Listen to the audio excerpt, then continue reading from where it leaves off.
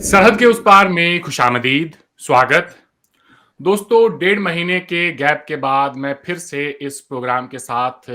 आप सबके सामने हाजिर हूं। दरअसल मैं छुट्टियों में भारत गया हुआ था, वहीं से मैंने पाकिस्तान में हुए जनरल इलेक्शंस को ऑब्जर्व किया। पूरी दुनिया के अंदर इस इलेक्शन को जिस तरह से रिपोर्ट किया गया है, मेरे ख्याल से इसमें कोई ढकी-छिपी बात नहीं है कि ना ही तो ये इलेक्शन फेयर थे और ना ही फ्री थे। लेकिन हिंदुस्तान के अंदर इस इलेक्शन को जिस तरह से देखा गया, मैंने वहां पर आम लोगों से जो बातें की, वो आज के प्रोग्राम का हमारा मौजू होगा। आए सबसे पहले प्रोग्राम में वेलकम करते हैं हमारे मेहमान बैरिस्टर हामिद बशानी साहब को। प्रोग्राम में आपका खैर मकदम है बशानी साहब। Thank you. बशानी साहब, मैं हिंदुस्तान में तकरीबन 1.5 महीने रहा, वहीं पर मैंने पाकिस्तान में हुए पूरे इलेक्शंस को देखा। मेरा जो इलाका है वो सरहद के बिल्कुल नज़दीक है, तो आपको जान के शायद हैरानी हो कि इंडिया के अंदर इन इलेक्शंस को लोगों ने बहुत ही कीनली ऑब्जर्व किया और मेरे इलाके के ज़्यादातर लोगों ने कहा कि भाई मान गए, इस बार पाकिस्तान के अवाम ने सच में बाहर निकलकर ना सिर्फ वोटिंग की है, बल्कि इस वोटिंग में उन्होंने पाकिस्तान की जो फौजी क़यादत है, उसके खिलाफ अपनी नाराज़गी को भी जो है सबके सामने रखा है। बावजूद इसके कि इमरान खान की पार्टी को तोड़ने की पूरी कोशिशें हुई, इलेक्शन का सिंबल भी उनसे छीन लिया गया, फिर भी 100 के करीब उनके जो एमएनएज़ हैं, वो इलेक्शन जीते।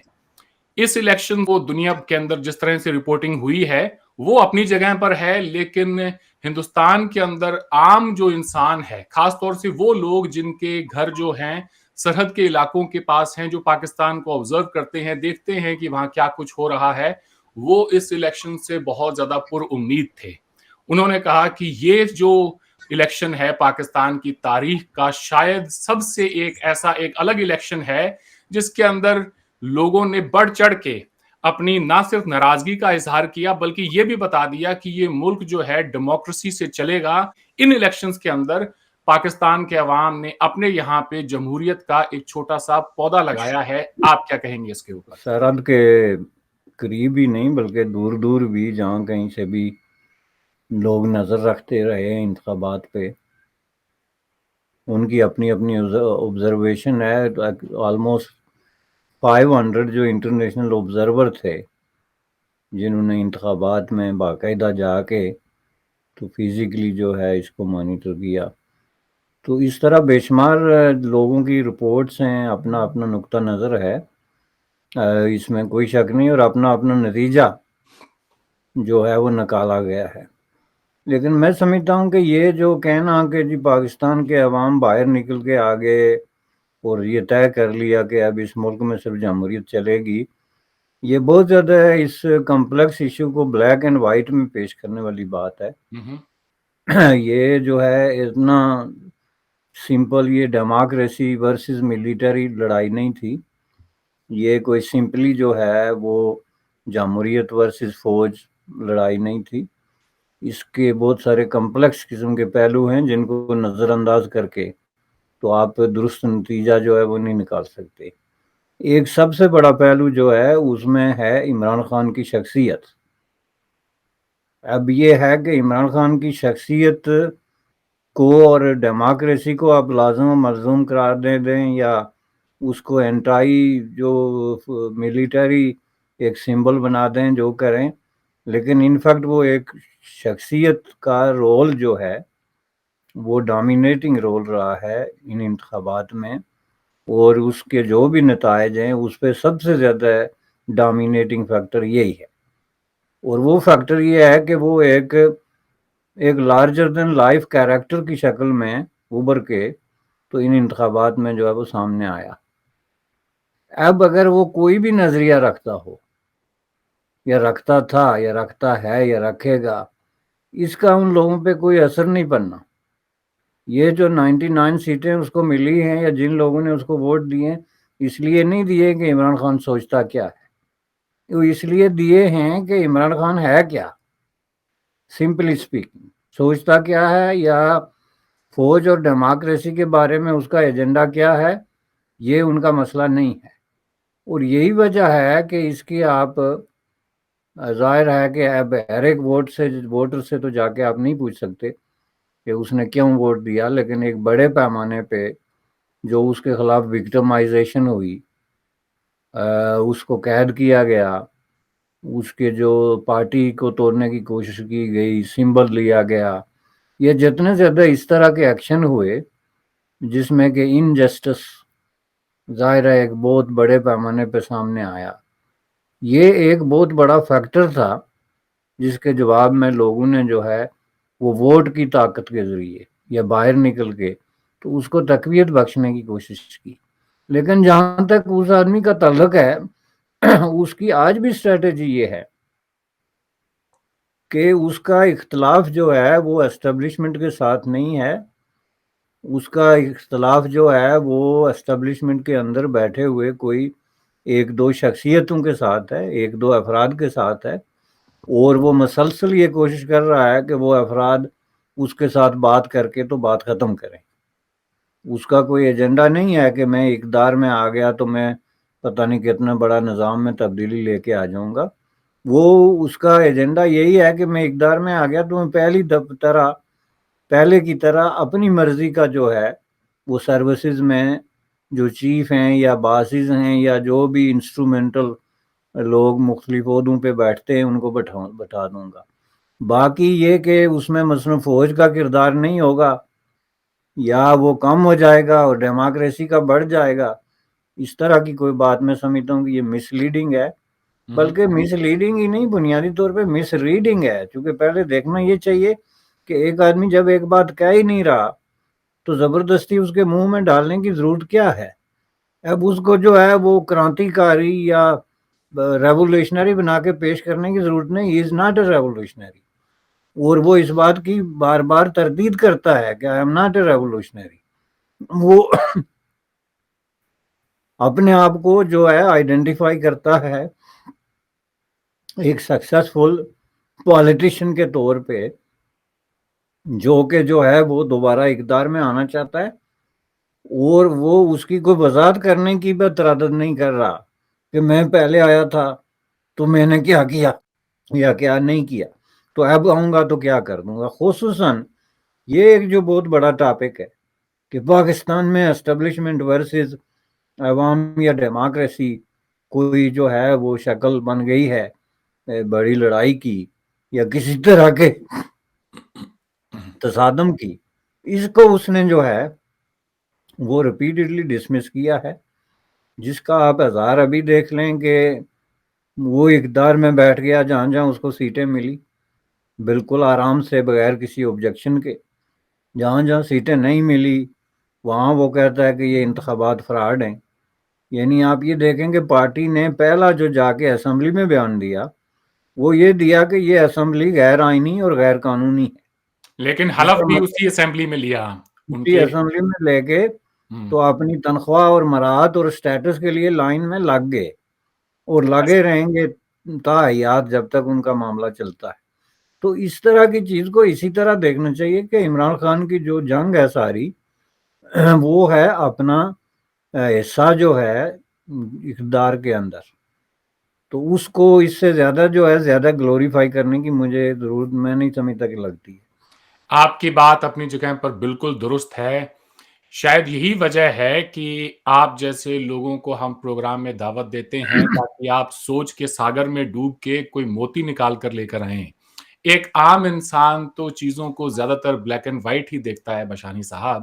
وہ تو یہی دیکھتا ہے کہ بھائی لوگوں نے جو یہ ووٹ دیا ہے یہ فوج کے خلاف ووٹ دیا ہے، لوگ یہ سمجھتے ہیں کہ خیر جو بھی ہو فوج جو کرتی آئی ہے پچھلے 76 سالوں میں وہ اب نہیں چلے گا۔ اس ایک نقطے پر اگر ہم بات کریں کہ کیا اس پورے مینڈیٹ کو ہم اینٹی اسٹیبلشمنٹ مینڈیٹ مانیں یا پھر جیسا آپ نے کہا کہ عمران خان کا فیکٹر ہے اور صرف اسی کا ہی فیکٹر ہے اور کوئی فیکٹر نہیں۔ جب تک نواز شریف ووٹ کو عزت دو کا نعرہ دیتے تھے وہ نواز شریف کے ساتھ بھی اسی طرح سے کھڑے ہوئے تھے، لیکن جب نواز شریف نے پرو اسٹیبلشمنٹ سٹانس لیا تو یہی لوگ جو ہیں ان کے خلاف بھی ہو گئے۔ اب ایک عام بندہ تو فوج کی بندوق کے سامنے آ کر تو نہیں کھڑا ہو سکتا، یہی اس کا ایک سب سے اچھا طریقہ ہے کہ وہ اپنے غصے کا جو ہے اظہار کر سکے بیلٹ پیپر کے تھرو. یہ ایک بہت بڑی آئیڈیل سچویشن ہوگی جی کسی بھی ملک کے لیے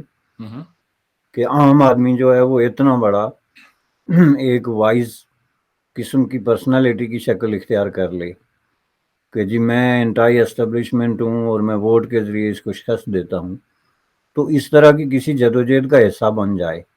that would be the most ideal situation in history. لیکن یہ تب ہو سکتا ہے جب کوئی انٹائی اسٹیبلشمنٹ جدوجہد ہو رہی ہو نا، بنیادی طور پہ شرط تو یہ ہے، تو پھر اس میں ساتھ جا کے کوئی کھڑا ہو یا نہ ہو. میں یہ کہہ رہا ہوں کہ ایسا کوئی کام ہو ہی نہیں رہا. یہ جو کچھ بھی ہوا ہے یہ سب بنیادی طور پہ پرسنالٹی کلیشز ہیں، پرسنل مفادات کی لڑائی ہے، جس کو بہت ہی حد تک جا کے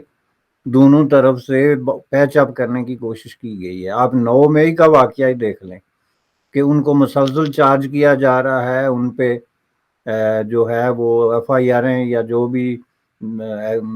ڈاکومنٹیشن ان کے خلاف ہو رہی ہے، اریسٹ وارنٹ ہو رہے ہیں، ضمانتیں بھی ہو رہی ہیں. تو اس پہ ان کا موقف کیا ہے؟ ان کا موقف دیکھ لینا کہ جو ہے تو وہ اس طریقے سے اگر کوئی جدوجہد ہو تو وہ کہتے کہ ٹھیک ہے جی یہ عوام کا رد عمل تھا، چونکہ عوام کے ساتھ جو سلوک کیا گیا اس کے خلاف عوام ایک رد عمل دیتے ہیں جس کو ہر وقت جو ہے وہ کنٹرول نہیں کیا جا سکتا. وہ یہ کہتے ہیں کہ 9 مئی کے واقعات میں جو لوگ ملوث تھے ان کو سزائیں دی جائیں، ان کو گرفتار کیا جائے، ان کو سزائیں دی جائیں، اور ہم آپ کے ساتھ ہیں، انہوں نے غلط کیا ہے. اب اس میں آپ یہ دیکھیں کہ وہ اس کو آن نہیں کرتے. اب ہم یہ کہنا شروع ہو جائیں کہ جی 9 مئی والے لوگ کوئی ہیرو تھے، تو وہ پھر تبھی ہیرو ہوں گے نا کہ جب ان کو کوئی آن کرے گا. تو ان کو وہ آن نہیں کرتے ہیں، وہ کہتے ہیں کہ انہوں نے غلط کیا ہے، یہ فوج ہماری ہے، اس کے خلاف ہم کسی قسم کے اس طرح کا عمل برداشت نہیں کر سکتے. اس سلسلے میں ہم جو ہے آپ کے ساتھ ہیں، آپ جو کارروائی مرضی کریں لیکن کارروائی کریں. وہ صرف یہ کہتے ہیں کہ یہ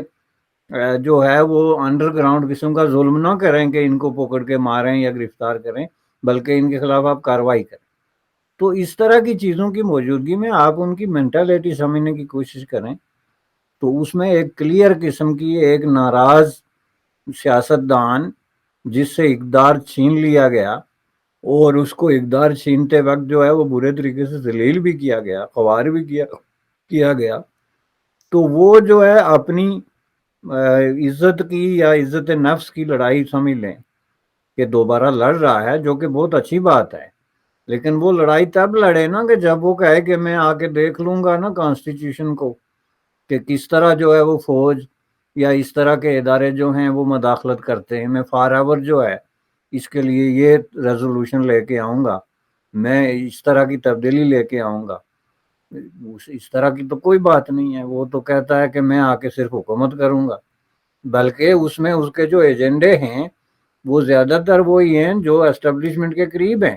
مثلا یہ سمجھا جا رہا ہے کہ وہ یہ 15ویں ترمیم جو ہے آئین میں اس کو ریورس کرے گا، جو اسٹیبلشمنٹ کی سب سے بڑی خواہش ہے، چونکہ اس کی وجہ سے کچھ مانیٹری اور بجٹری قسم کے جو ہے کانفلکٹس پیدا ہو گئے ہیں، جس کا براہ راست تعلق جو ہے وہ ڈیفنس کے ساتھ بنتا ہے. جو اصل فائنینشیل پرابلمز اور کوشچنز کھڑے ہو گئے ہیں، جو صوبوں کو اختیارات مل گئے مالیاتی کہ اس میں کوئی کتنا حصہ دے، یہ سب سے بڑا سوال ہے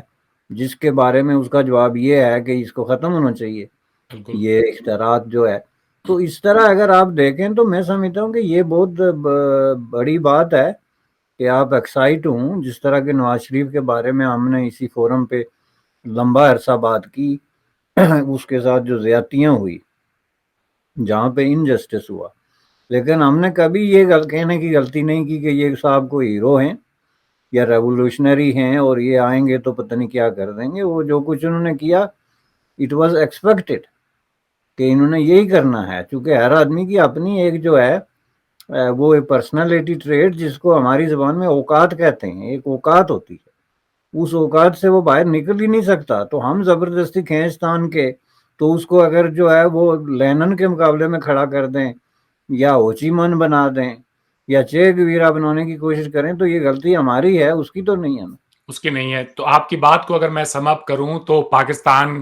के अंदर हर वो लीडर अपने आप को इनकलाबी तभी तक दिखाता है जब तक कि वो इक्तदार से बाहर होता है।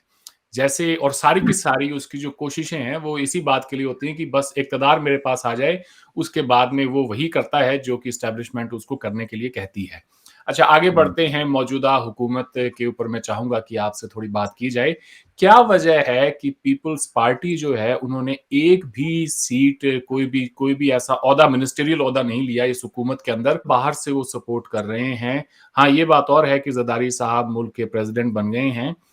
सोचा तो ये जा रहा था कि पीडीएम की पहली हुकूमत थी उसकी तरह ये भी थोड़ा बहुत कुछ अपना हिस्सा डालेंगे, तो ये बाहर क्यों है? देखें जी, अभी अंदर की जो बातें हैं वो तो अलग चीज़ है, वो तो अंदर वाले ही बता सकते हैं। जो हमारे तज्ज़िये होते हैं, और ये बड़ा क्लियर है, मैं इसको क्लियरली अंडरस्टैंड करता हूँ, वो ये है कि ये देखें पाकिस्तान में इक़्तिदार तक़सीम हुआ है, बाकायदा तक़सीम हुआ है। जैसे आप कोई जो है वो स्टेज लगा के तो किसी चीज़ का ऐलान करके तो वो जो इनाम देते रहते हैं, अवार्ड्स देते रहते हैं सबको अपना अपने कारकर्दगी के मुताबिक। तो उस कारकर्दगी के मुताबिक उन्होंने जो है वो जिस तरीके से इक़्तिदार तक़सीम किया, उसमें पीपल्स पार्टी को उन्होंने हिस्सा दिया है।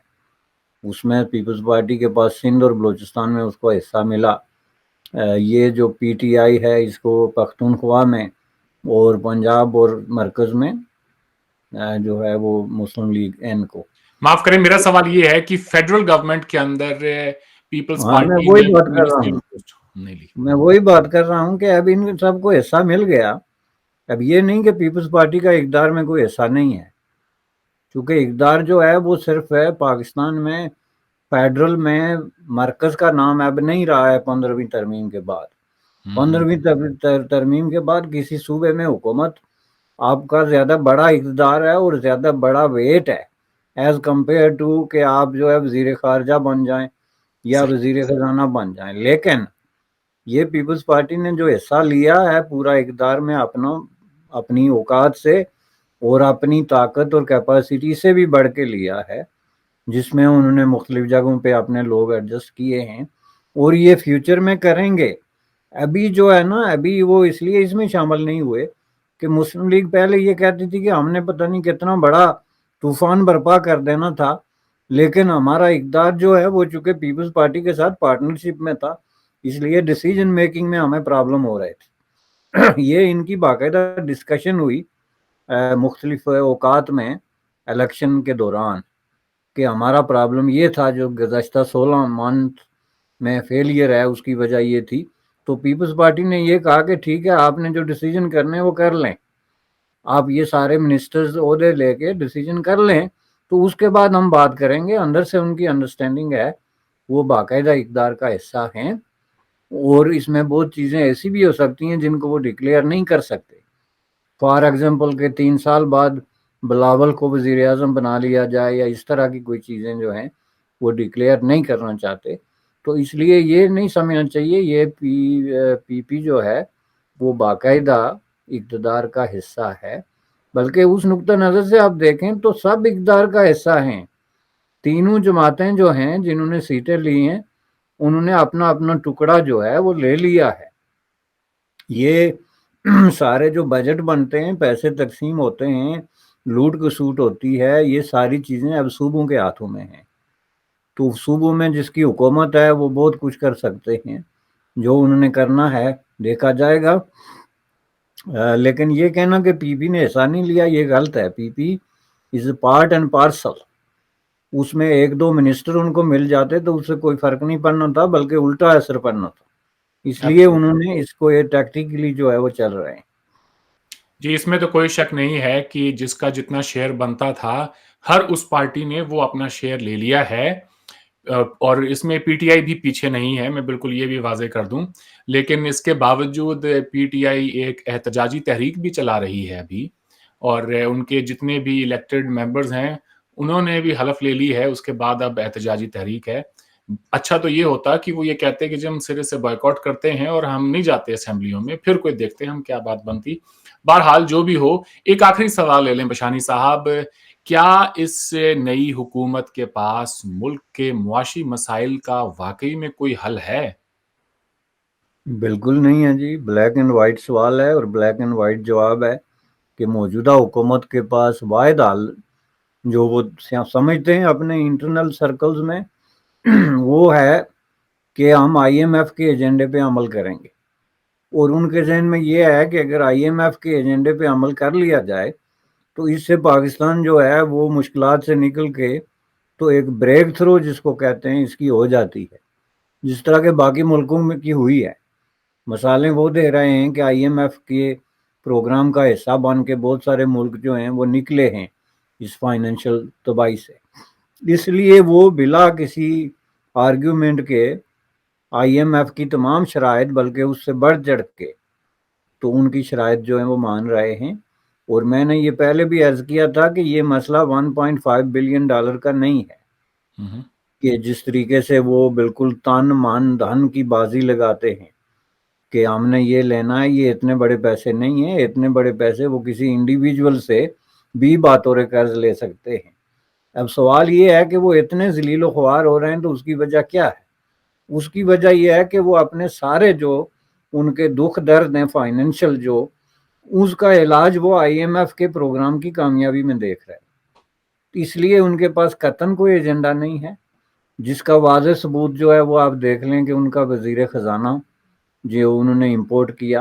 اور یہ ریپیٹڈلی ہو رہا ہے کہ ایک پارٹی 15 سال تک اقتدار کی لڑائی لڑتی ہے،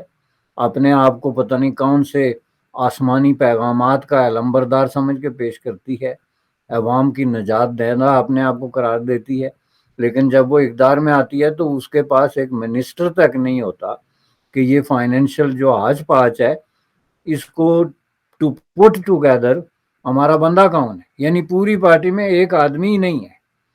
کوئی پروفیسر، کوئی دانشور، کوئی اکانومسٹ، کوئی آدمی جو اس شعبے میں رہا ہو یا ہو۔ تو ایسی لوگوں سے آپ کیا توقع رکھتے ہیں کہ آپ ہالینڈ سے ایک آدمی کو اٹھا کے تو لے آ کے بٹھا دیں، چونکہ وہ کسی بینک کا چیئرمین تھا تو وہ جناب ملک چلائے گا؟ تو یہ سارا جو ہے ایک پالیٹکس ہے، جو ایک طرف سے تو یہ فائنینشیل کرائسس سے نکلنے کا، تو دوسرا جو ہے وہ یونائٹڈ اسٹیٹ آف امریکہ کے ساتھ دوبارہ جو ہے وہ کمپرومائز، تاکہ آپ کو ملٹری اور فائنینشیل ایڈ جو ہے وہ دوبارہ شروع ہو سکے۔ تو اس کا ایجنڈا 2 پوائنٹ ہے، دیٹس اٹ۔ ایک تو آئی ایم ایف کو خوش کر کے تو کرائسس سے نکلنا، اور دوسرا جو ہے وہ تعلقات ریوائیو کر کے تو یونائٹڈ اسٹیٹ آف امریکہ سے پیسے لینا، چونکہ اب ان کے اکاؤنٹنٹس نے انہوں نے بتا دیا ہے کہ ہسٹری میں جتنے پیسے امریکہ نے آپ کو دیے اور مفت میں دیے، یعنی بطور امداد دیے، وہ کوئی ملک نہ آپ کو دے سکتا ہے، نہ آپ سوچ سکتے، لہٰذا واپس اسی دروازے پہ جائیں۔ اب اس دروازے پہ جانے کے لیے ظاہر ہے ان کو بہت ساری مشکلات ہیں، چونکہ دوسری طرف چین کھڑا ہے، جو انٹرنیشنل اسٹریٹجک الائنمنٹ ہو رہی ہے اس میں وہ فٹ نہیں ہو رہے، جیسے ابھی ایز وی اسپیک کوریا میں وہ ڈیموکریسی سمٹ ہوا ہے تو اس میں پاکستان شامل نہیں ہوا۔ تو اس طرح کے مسائل ہیں، تو اس لیے اب یہ دیکھنا ہوگا کہ یہ ان کو ایڈجسٹ کر سکتے ہیں یا نہیں۔ بالکل آپ ٹھیک کہہ رہے ہیں، اور اکانومسٹ کی ایک رپورٹ کے مطابق پاکستان کی جو ڈیموکریسی کا سکور ہے